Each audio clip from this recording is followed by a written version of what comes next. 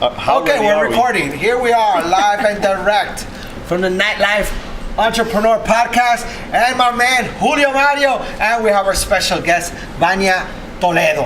Hello, thank Bienvenida, welcome. Thank you, guys. Finally, we get you to come to our show. Finally, this is such an exciting moment. We have canceled, she's canceled, kidney stones, losing voices, Parties. all these things have happened. Revolución. Now we're here. The liquor industry. Wow. There you go.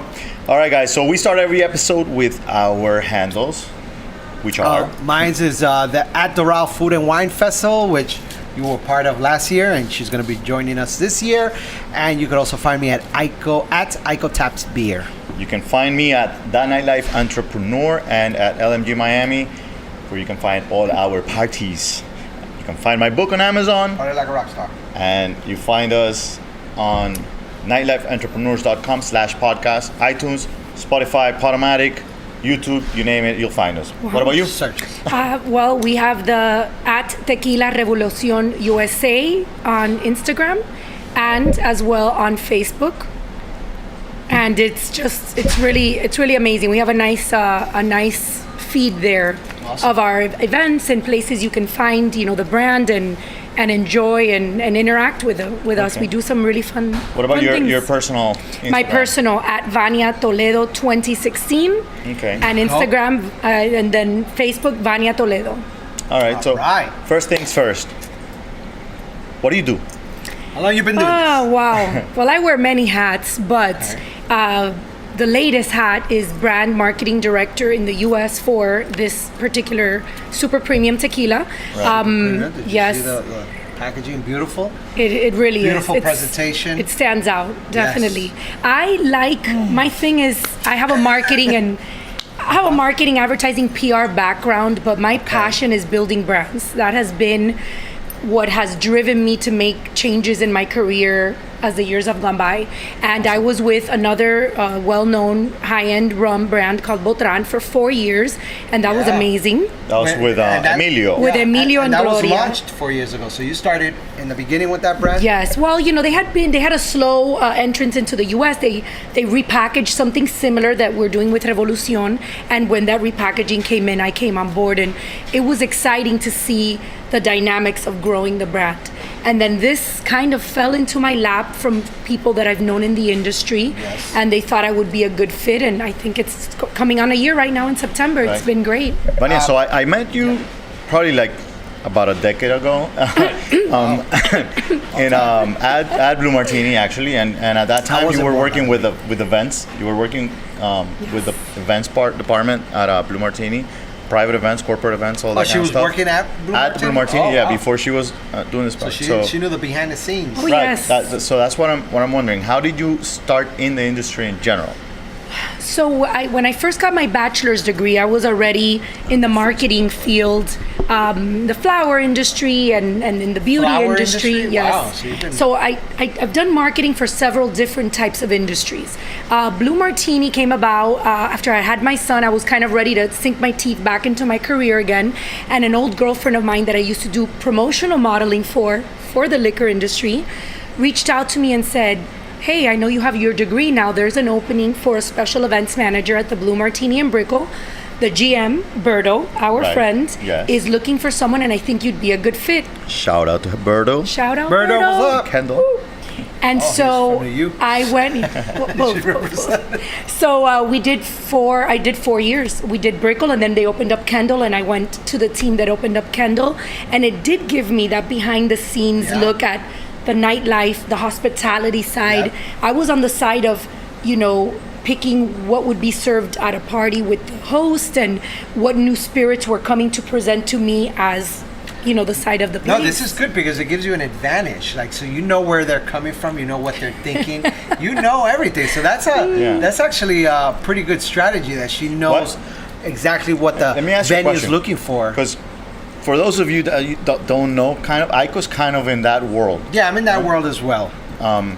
So I'm a beerpreneur. There you go. It's a good one. It's just that it's in the beer business. Yeah. So, but you have the upper hand because I never worked behind the scenes. Right.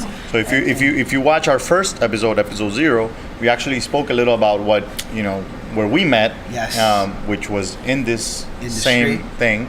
me with the events or owning a venue, and you were supporting with one of the beers, one of the Colombian beers, Águila at the time. Cerveza Águila de Colombia, de Barranquilla.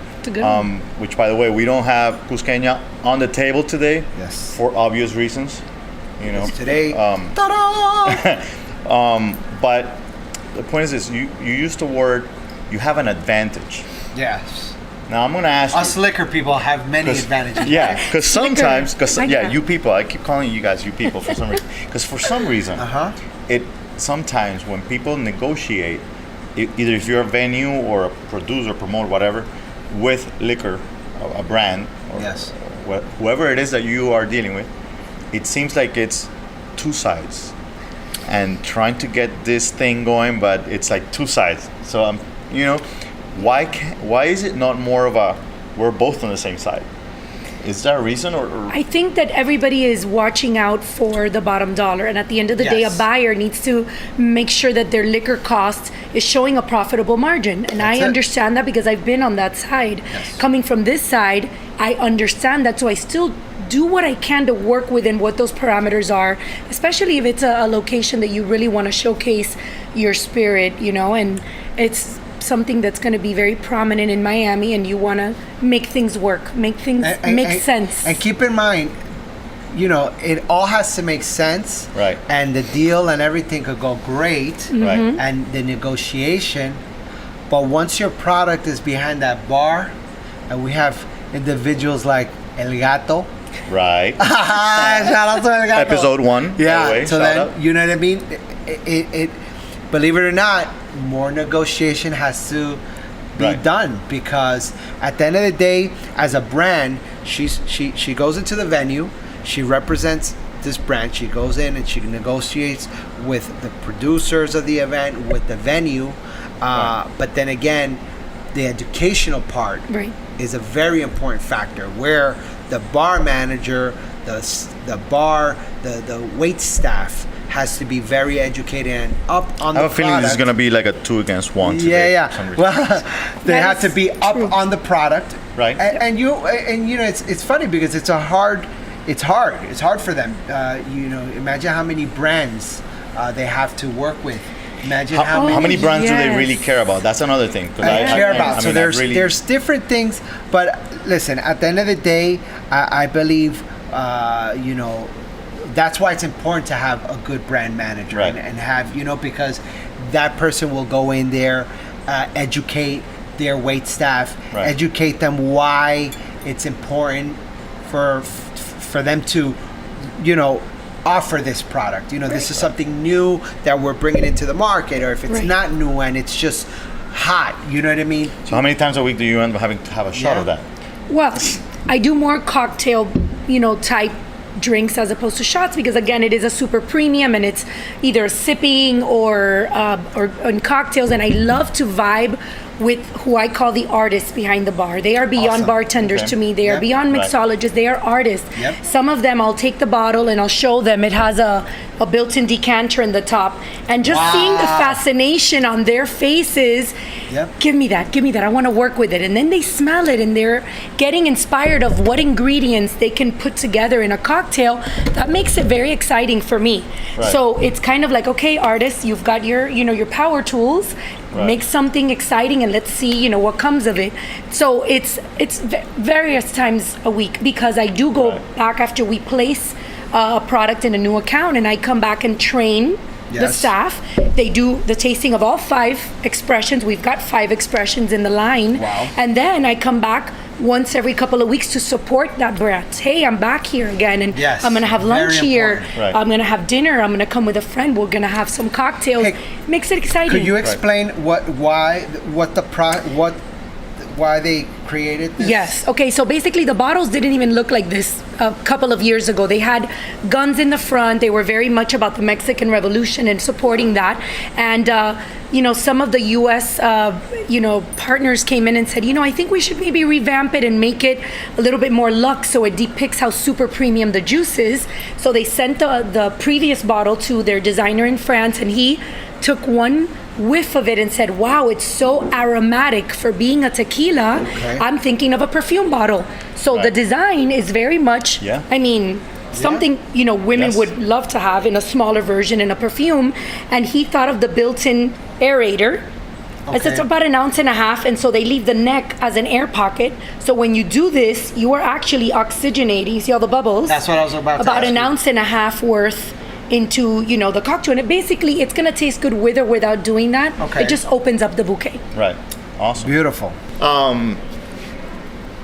This is the first time that this happens, but as you can see, Ico left us with his tequila served.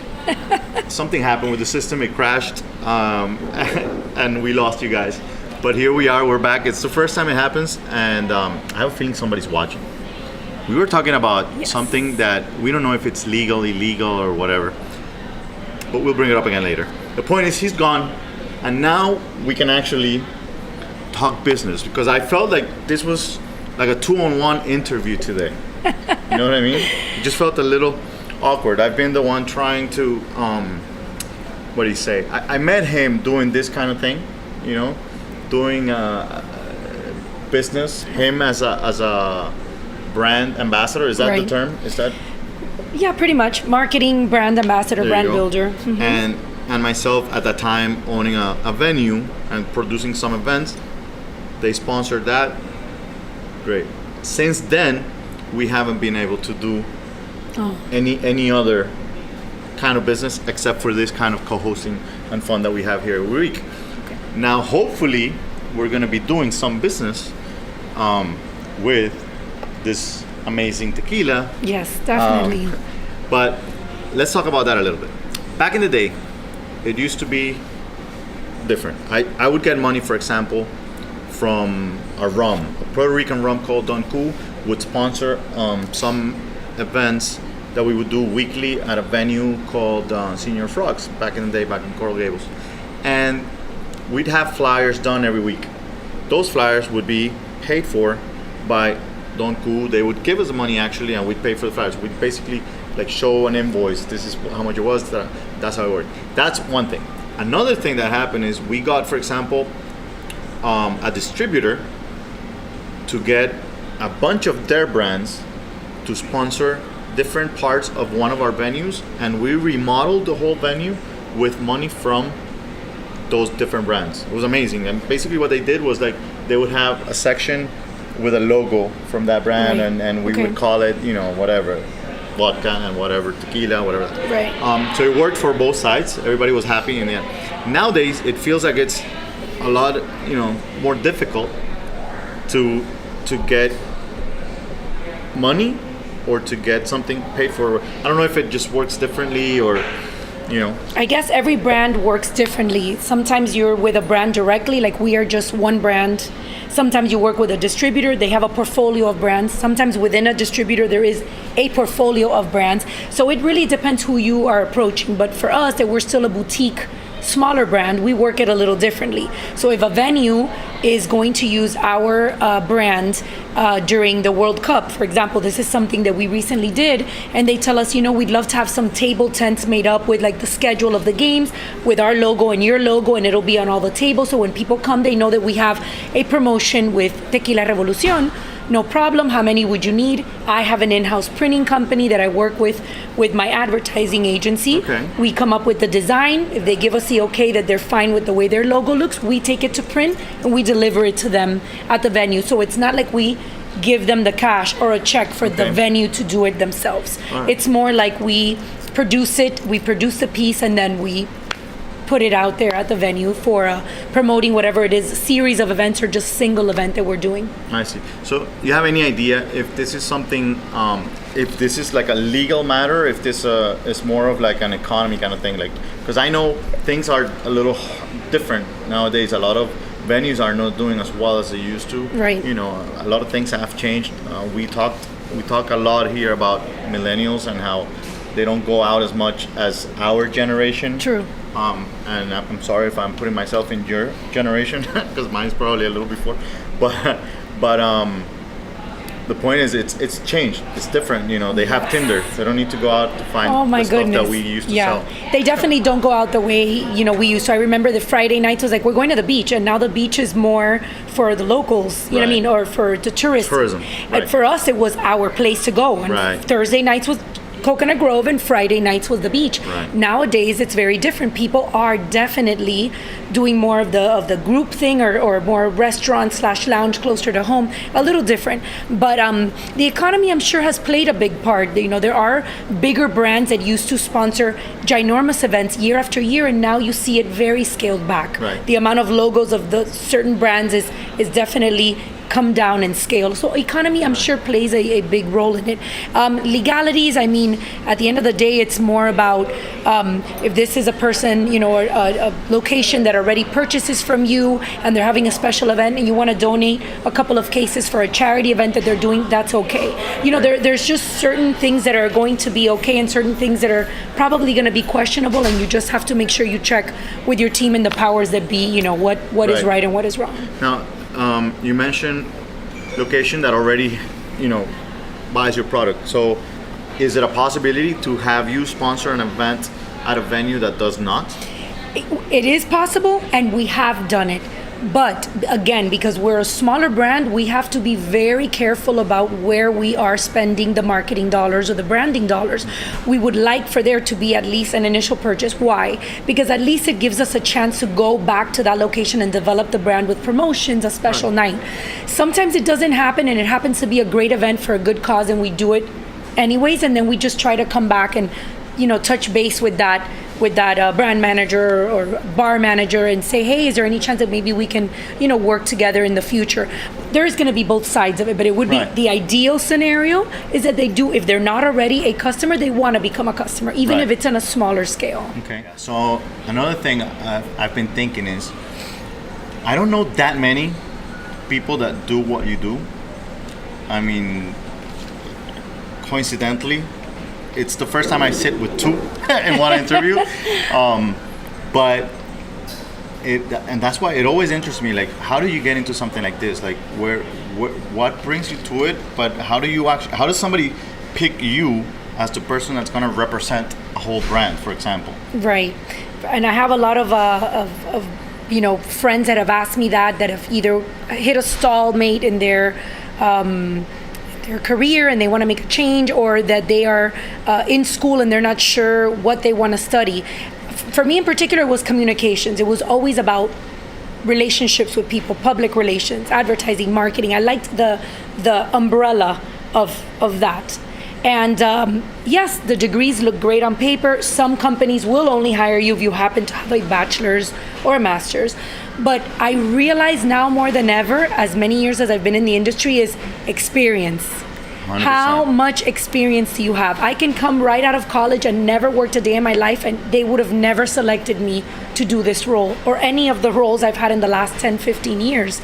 Because it's been relationships, been on one side of the hospitality industry, promotional modeling, which was my first time ever working with a spirit. It was my side gig while I went to college and worked during the day.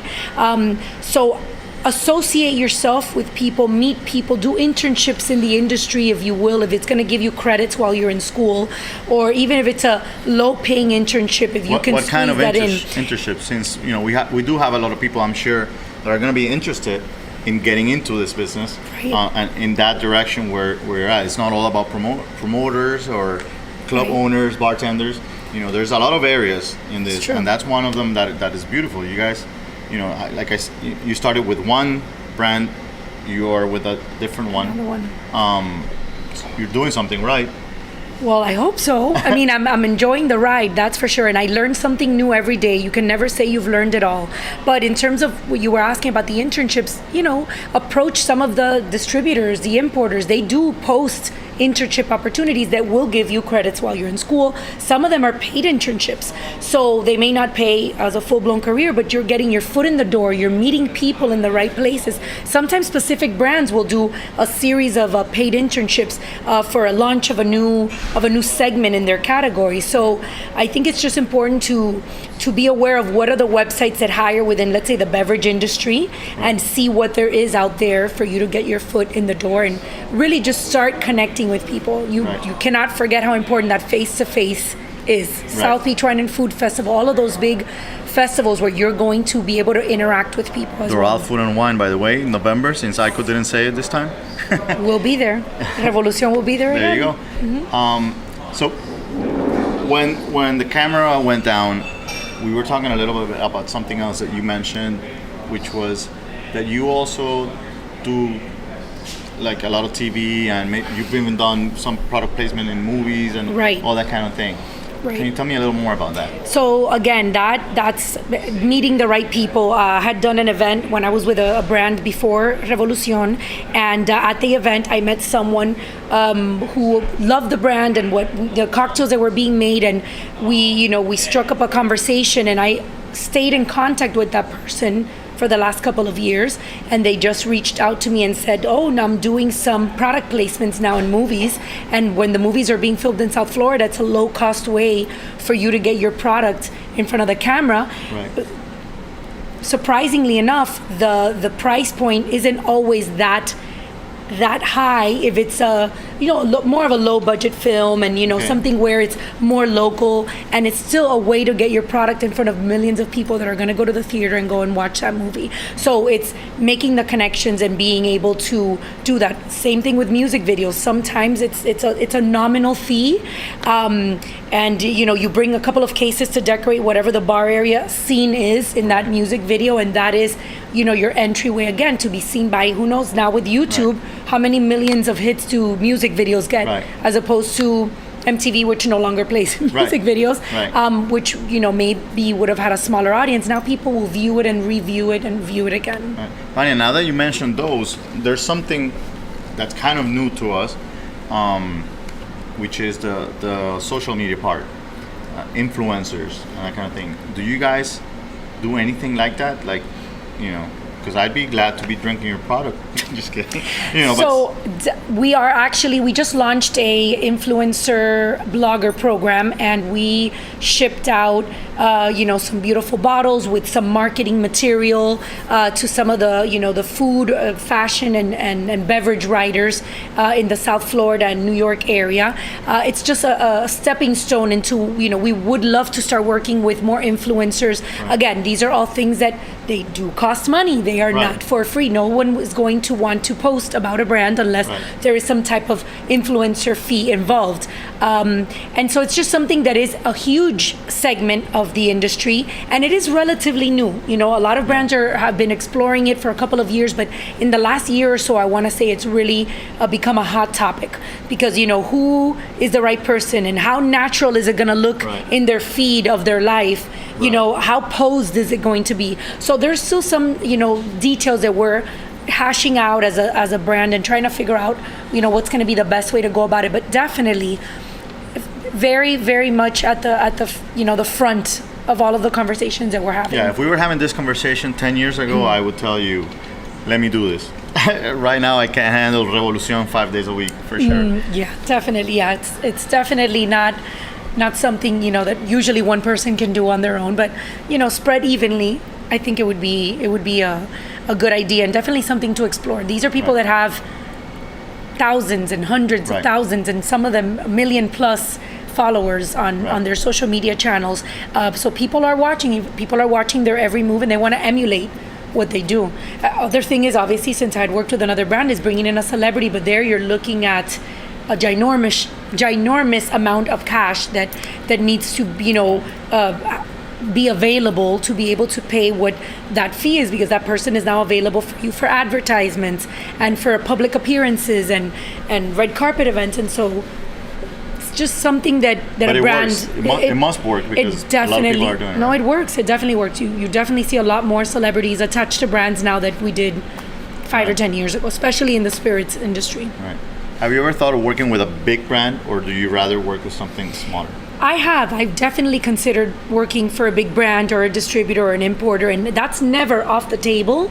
But thus far, what has driven me and motivated me, like I was saying at the beginning of the interview, is the idea of growing a brand, taking a brand that I never knew existed. Right. And by the time that a couple of years transpire, it's somewhat of a household name. Now it has certain households where it is a household name. It's not, you're not going to be the cup of tea for everyone at every place. There's a certain price point for certain, spirits, but it's nice to know that you've made a dent. You're part of a team. You're working towards something. Right. Can you tell me the difference between what you mentioned just now, distributor, and what are the different? So the importer is the company that brings in the product from another country. Okay. So this product is made in Jalisco, Mexico, and there is an importer, and they import it into the United States. Okay. Then that importer needs a distributor for that product to be distributed to all of the retail stores and hotels and nightclubs. And then you have that side, the distributor. They are the ones that receive it from the importer and start putting it with their sales force into liquor stores, bars, nightclubs, restaurants, lounges, whatever it may be. And then you have the point of sale, which is the liquor store, the wine store, the Publixes of the world, and restaurants and so on and so forth. Right. So those are the three main pieces of the puzzle. Okay. And now the ones that you work with directly are usually that last part? I work for the brand. So I'm actually with the brand that gets imported, then distributed, then gets put into those entities, those final points of sale. The reason, even though I work directly for the brand, I come in contact with all of the other entities for, the reasons that they are the ones who provide me my marketing, information, and they're the ones who put me in contact with the sales force so that they can take me out on a peer day and visit some of their accounts and get to know who they are and come from the brand's perspective. So I do get a chance to talk to all of the entities at some point in my week. Right. All right. So I know that mostly everything in this industry is beautiful and amazing and great, but a lot of times we have something bad happen to us. Do you have any memories that are, like, I just want to get out of here, I don't want to do this anymore? There's never been something that 100% makes me say, I'm going to throw in the towel, but there are things that make me pull back a little bit. Some of those things have been, we have pretty much secured an amazing event that's going to showcase our brand in the best way, and a bigger brand sweeps in and says, I can give you this much signage, this much this, I can do the stage, and we can hire a band, and all of a sudden we're shut out because we don't have the pockets for it. Right. That's been one of the deterrents. Another deterrent is when you do have a big marketing strategy and the budget is simply just not there. You're still too new. You're still too too green, and the owners of a lot of the spirits, they take their babies very seriously, and they want to see things develop before they start shelling out, the big bucks, for event supports and whatnot. So sometimes you kind of feel a little stifled in what you can do or how much limitations you have due to budget. So I think budget constraints, if anything, have been more of the pullback, for me in the years that I've been in the industry. Now, but do the big brands, do they start as small brands or are they born huge? I've seen both. I've seen some that start itty bitty and, with the right marketing, they are able to grow and get to where they need to be. And I've seen some that come with huge marketing budgets and they are just everywhere and you cannot miss them. So they go from the infancy stage to the blow up stage within a year. And all of a sudden you're like, oh, you're everywhere. Yeah, like I remember, for example, my offices were in Wynwood, and next door I had a rum distillery called Miami Club Rum. And nobody knew what it was or anything, and then all of a sudden you're seeing billboards everywhere with William Levy drinking Miami Club rum. And for some reason I started seeing it in a lot of the venues. I don't know exactly where they are today. The celebrity angle, I mean, you just can't go wrong with that. And he's a big name, here in most of the US, but Miami in particular, in New York and California. And so they know exactly where they're putting the marketing budget. And that's another thing that's important. You don't go out and put a billboard project all over the US. You're very specific about which demographic you're talking to. Right. So what would you say to those people that want to get into this? Is there any tip, specific tip that you would give to them, where to begin, where it needs to start if they want to go in your part of the industry?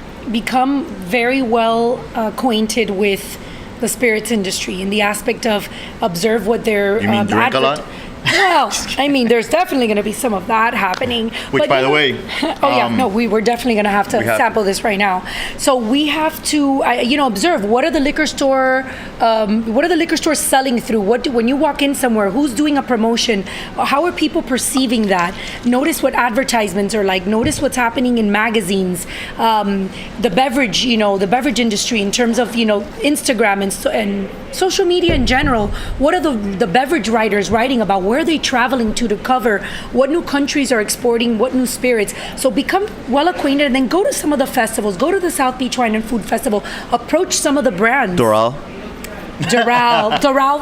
definitely. That was very surprising. What a beautiful show they put on last year. I'm very excited about doing that in November again. Observe and go up to some of the brands at the tables and interact with the people that are there representing the brand. You'd be surprised. Sometimes they're needing someone to work with them or to build their brand, and that could be a good starting point. A lot of PR. A lot of that, sure. Definitely. And that's where your smile comes from, I imagine. Or drinking a lot of these. I think it's a good mixture. Let's try this one. Salud. It smells amazing, by the way. This is Extra Añejo, aged 3 years, American cask. All right. So smooth. I had not had any hard spirit liquor, whatnot, since my kidney stones. That's my first drink, and that's great. That is great. It's so smooth, yeah. Definitely do that with cigar and a snifter, something after dinner. It's a nice cocktail.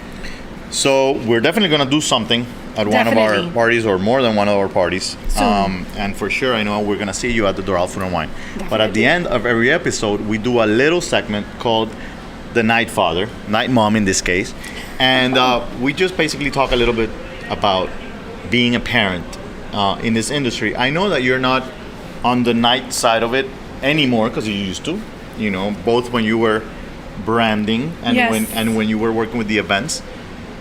But still, this takes a lot of time. And like you said, for example, when you're doing maybe product placement in a movie, you might finish at 2 a.m. and all those things. Right. So it takes a lot of your time. Yes. We're doing this right now here, and this is off hours for sure, which thank you for that. But any tips for those moms, that are in the industry or that are planning to get in the industry, of how to do it? Like what is, how do you make both things work?